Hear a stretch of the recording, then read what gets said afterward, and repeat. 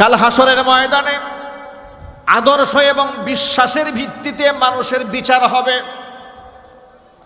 বিশ্বাসের উপর ভিত্তি করে আমলনামা ওজন দেওয়া হবে, বিশ্বাসের উপর ভিত্তি করে জান্নাত জাহান্নামের ফয়সালা হবে। কিয়ামতের মাঠে আদর্শের বিচার করা হবে হাসরের ময়দানে। এক শ্রেণী থাকবে মুমিন মুসলমান, আরেক শ্রেণী থাকবে কাফির বেঈমান, আরেক শ্রেণী হচ্ছে মুনাফিক। মুমিন মুসলমানদের ফয়সালা হবে জান্নাতের, কাফির বেঈমানদের জাহান্নামের, মুনাফিকদের জাহান্নামের।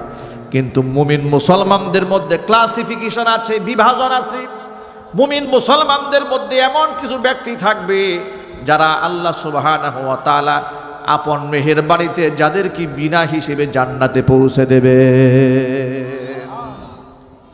আবার কিছু কিছু মানুষ আছে আল্লাহ সুবহানাহু ওয়া তাআলা তাদেরকে বিনা হিসেবে জান্নাতে দেবে না, আমলনামার হিসাব হবে। ভাইয়ের আমার, আল্লাহ পাক যাদের আমলনামার হিসাব শুরু করে দেবেন, বড় কঠিন হয়ে যাবে আল্লাহর সামনে জবাব দেওয়ার।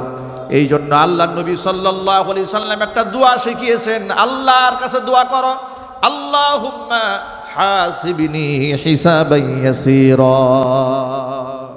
আপনারা সবাই পড়েন আমার সাথে, আল্লাহুম্মা, জোরে, আল্লাহুম্মা হাসিবনি হিসাবান ইয়াসীরা। অর্থ হলো, হে আল্লাহ, তুমি আমার বিচারটা সহজ বানায় দাও। মুহাদ্দিসিনে কিরামরা লিখেছেন, বিচার সহজ হওয়ার মানে হলো বিচার না করে বিনা হিসেবে জান্নাতে পৌঁছে দেওয়া। আল্লাহ নবী সাল্লাল্লাহু আলাইহি সাল্লামকে কিয়ামতের মাঠে আল্লাহ পাক বলবেন, ও আমার হাবিব, আপনি আপনার উম্মতের মধ্য থেকে ওই সমস্ত ব্যক্তিদেরকে বাছাই করেন যাদের কোনো হিসাব হবে না, বিনা হিসেবে জান্নাতে যাবে।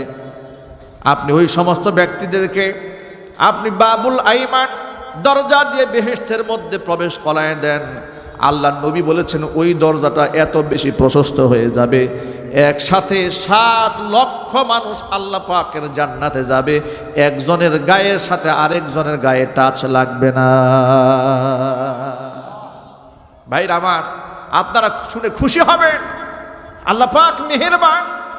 কিয়ামতের মাঠে আল্লাহ পাক সুতা নাতা তালাশ করবেন বান্দাকে মাফ করে দেওয়ার জন্য, শুধু ওসিলা তালাশ করতে থাকবেন বান্দাকে ক্ষমা করে দেওয়ার জন্য। কোন ওসিলায় বান্দাকে মাফ করে জান্নাতে দেওয়া যায়, আল্লাহ পাক ওসিলা তালাশ করতে থাকবেন। কোন ব্যক্তিকে তো আল্লাহ পাক নবীর সুপারিশে ক্ষমা করবেন, কাউকে আল্লাহ পাক হাফেজ কোরআনের সুপারিশে ক্ষমা করবেন, কাউকে আল্লাহ পাক আলেমের সুপারিশে ক্ষমা করবেন, কাউকে আল্লাহ পাক গাজী যারা তাদের সুপারিশে আল্লাহ পাক যাকে জান্নাত দেবেন, কাউকে আল্লাহ পাক হাজির সুপারিশে জান্নাতের মেহমান বানাবেন। কিন্তু যত মানুষের জন্য সুপারিশ করা হবে তাদের মধ্যে শুধু একটা কোয়ালিটি থাকতে হবে, সেই কোয়ালিটি হলো তাদের মধ্যে শিরিক মুক্ত ঈমান থাকতে হবে। আমল আখলাকের ভেতরে, আদর্শের ভেতরে সামান্য পরিমাণ সরিষা দানা পরিমাণ শিরিক যদি কারো থাকে, বিশ্বাসের মধ্যে যদি ভেজাল থাকে, শত সহস্র রাকাত তাহাজ্জুদের নামাজ পড়লেও কিয়ামতের ময়দানে নাজাত পাওয়া যাবে না। এমনকি পৃথিবীর কোনো আম্বিয়া, পৃথিবীর কোনো নবী, পৃথিবীর কোনো আলেম, কোনো পীর বুজুর্গ কিংবা কোনো হাফেজ কোরআন মুশরিকের জন্য আল্লাহর দরবারে সুপারিশ করতে পারবে না। কোরআন মাজিদ আল্লাহ সুবহানাহু ওয়া তাআলা সূরা তাওবার মধ্যে ঘোষণা দিয়ে বলেন, মা কানা লিন-নাবিয়্যি ওয়াল্লাযীনা আমানু আন ইস্তাগফিরু লিল মুশরিকিনা ওয়ালাউ কানু উলি কুরবা ওয়ালাউ কানু উলি কুরবা মিন বা'দি মা তাবায়্যানা লাহুম আন্নাহুম আসহাবুল জাহিম। পৃথিবীর কোন নবী কিংবা কোনো ইমানদারদের জন্য এই সুযোগ থাকবে না যে মুশরিকের জন্য আমি আল্লাহর কাছে মাগফিরাত কামনা করবে, যদিও তারা নিকটতম আত্মীয় স্বজন হয়ে যায়। আপনারা সবাই জানেন আল্লাহর হাবিব সাল্লাল্লাহু আলাইহি সাল্লামের চাচা আবু তালেব ইন্তেকালের আগে আল্লাহর নবী তার কানের কাছে গিয়া বলেছিলেন, চাচাজি আপনি আমার জীবনে যত বড় উপহার ছিলেন, আপনি আমাকে যেভাবে সঙ্গ দিয়েছেন, আদর স্নেহ ভালোবাসা দিয়েছেন, আপনার কাছে শুধুমাত্র আমার একটাই চাওয়া, আপনি তো এখনো ইসলাম গ্রহণ করেন নাই, জীবনের শেষ প্রান্তে এসে কালিমাটা পরে আপনি চুপ হয়ে যান, আল্লাহর বিশ্বাসটাকে নিয়ে আপনি জমিন থেকে বিদায় হয়ে যান, যাতে করে কিয়ামতের ময়দানে আমি নবী আপনার জন্য সুপারিশ করতে পারি।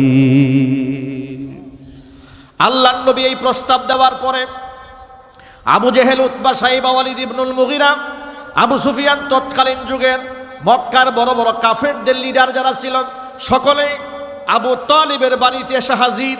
অসুস্থ মৃত্যু পথের যাত্রী আবু তালেবকে ডাক দেয়, বলে, আবু তালেব, আপনি হচ্ছেন কুরাইশ বংশের লিডার, আমাদের সকলের মুরব্বী, হাশিমি বংশের মুরব্বী, সারাটা জীবন ভরা আমরা বাপদাদার ধর্ম পালন করেছি, আপনি পালন করেছেন, মূর্তির পূজা করেছেন, মূর্তির সেজদা দিয়েছি, জীবনের শেষ সায়ার নিয়ে এসে আপনি যদি ভাতিজার কথায় প্রভাবান্বিত হয়ে আপনি যদি মুসলমান হয়ে জমিন থেকে বিদায় হয়ে যান, তাহলে আমাদের লজ্জায় এই চেহারা মানুষের সামনে দেখাতে পারবো না, আমাদের মাথা নত হয়ে যাবে, আমরা নমনীয় হয়ে যাব।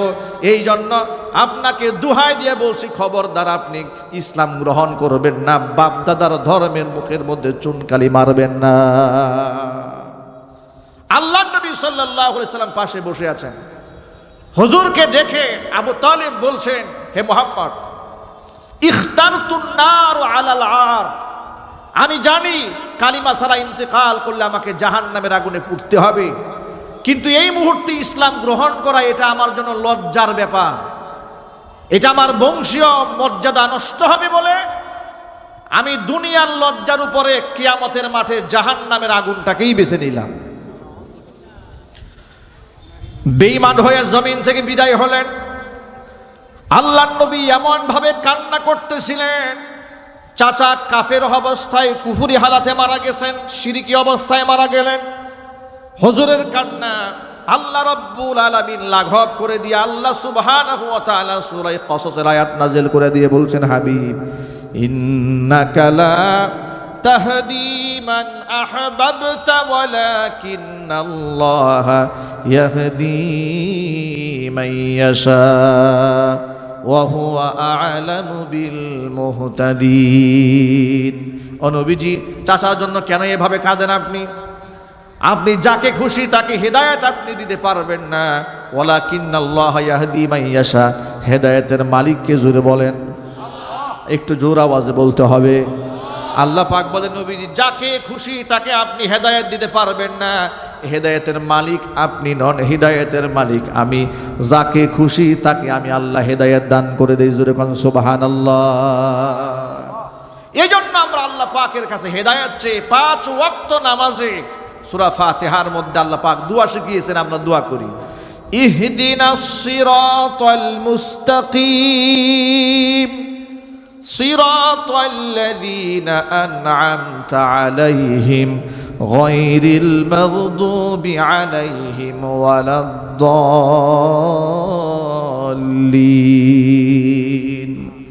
আয় আল্লাহ তাআলা, আমাদেরকে সেই সঠিক পথের দিশা দাও, যেই পথে চলার কারণে তোমার বান্দারা নিয়ামত প্রাপ্ত হয়েছে, তাদের পথে আমাদেরকে পরিচালিত করো না, যেই পথে চলার কারণে তোমার কিছু বান্দারা তোমার লানতের ভাগীদার হয়েছে, মানে ইহুদিরা পথভ্রষ্ট হয়েছে, খ্রিস্টানেরা, তাদের পথে আমাদেরকে পরিচালিত করো না, সিরাতে মুস্তাকিমের উপর পরিচালনা করো। আল্লাহ পাক যেন আমাদের সকলকে হেদায়েতে কামিলা নসিব করেন। সকলে জোরে বলেন আল্লাহুম্মা আমিন। ভাইরা আমার, আমি এই আয়াত দ্বারা এবং এই হাদিসের এই অংশটুকু আপনাদের সামনে বর্ণনা করে একটা মেসেজ দিতে চেয়েছি। সেই মেসেজটা হচ্ছে যে রাসূল পাক সাল্লাল্লাহু আলাইহি সাল্লামের জন্য আল্লাহর নবীর, আল্লাহর হাবিবের জন্য যেই চাচার অবদান ছিল অনস্বীকার্য। কাফেররা মারতে আসলে আবু তালেব যাকে পাহারা দিয়েছে, ছোট্টবেলায় বাবা মা দাদা হারাবার পরে যেই চাচা নিজের সন্তানের মতো করে কুলে পিঠে করে মানুষ করেছে মুহাম্মদ রাসূলুল্লাহকে, তিনিও কালিমা ছাড়া ইন্তেকাল করার কারণে হাসরের মাঠে রাসূলের সুপারিশ পাবে না, শিরকের মধ্যে মুবতালা থাকার কারণে। তাহলে বুঝার চেষ্টা করেন, আমলে আখলাকে যত উপরেই উন্নীত হোক না কেন, যদি শিরকি অবস্থায় কোনো ব্যক্তি মারা যায় কিয়ামতের মাঠে জাহান্নামের আগুনে পুড়তে হবে।